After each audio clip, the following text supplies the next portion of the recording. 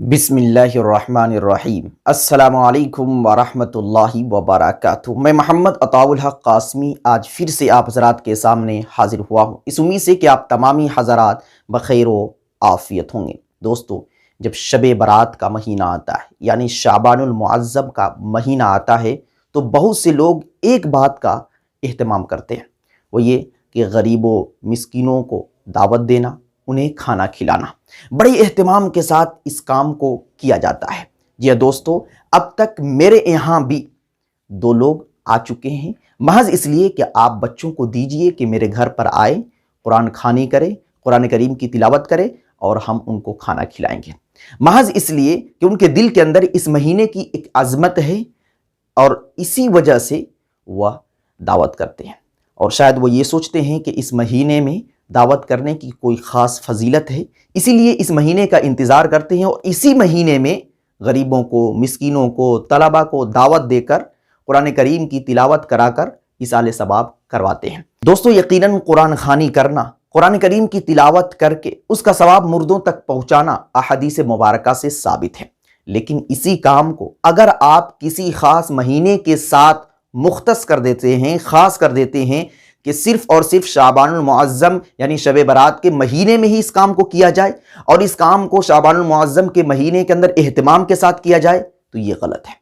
کیونکہ ہر وہ نیک عمل کہ جس کی تخصیص نہ ہو آپ اس کی تخصیص کر دیں، کہ آپ کبھی بھی قرآن خوانی کر سکتے ہیں، کبھی بھی قرآن کریم کی تلاوت کر کے مردوں تک پہنچا سکتے ہیں، لیکن اسی عمل کو آپ کسی خاص مہینے کے ساتھ خاص کر دے رہے ہیں تو یہ غلط ہے۔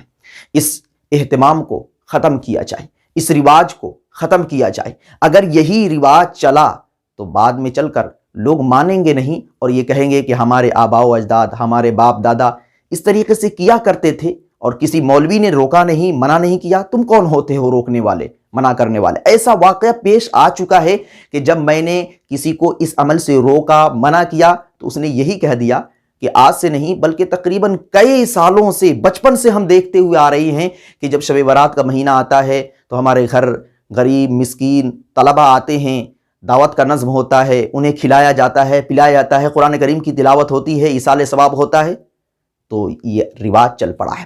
اس رواج کو ختم کرنے کی ضرورت ہے۔ یاد رکھیے، حضرت عائشہ رضی اللہ تعالی عنہا کی روایت کردہ ایک حدیث ہے کہ من عمل عملا لیس علیہ امرنا فہو رد، کہ اگر کسی شخص نے کوئی کام کیا اور اس کام کے کرنے کا حکم ہم نے نہیں دیا تو اس کا وہ کام رد ہے، اس کام کی کوئی حقیقت نہیں۔ تو دوستو، شب برات کے مہینے میں، شعبان المعظم کے مہینے میں دعوت کا اہتمام کرنا یہ ہمارا اور آپ کا عمل ہے۔ صحابہ کرام رضوان اللہ تعالی علیہم اجمعین کی زندگی کو اٹھا کر دیکھیے، اس عمل کا ثبوت نہیں ملتا، تو اس عمل کو ختم کرنے کی ضرورت ہے۔ آپ ایصال ثواب کریں، انفرادی طور پر کریں، اس مہینے سے ہٹ کر کریں، آپ کبھی بھی کریں، اسی مہینے کا خاص طور سے اہتمام نہ کریں۔ میں امید کرتا ہوں کہ آپ حضرات کو میری بات سمجھ میں آ چکی ہوگی۔ دعا کریں اللہ تبارک و تعالی ہم سبوں کو دین کی صحیح سمجھ عطا فرمائے۔ السلام علیکم ورحمۃ اللہ۔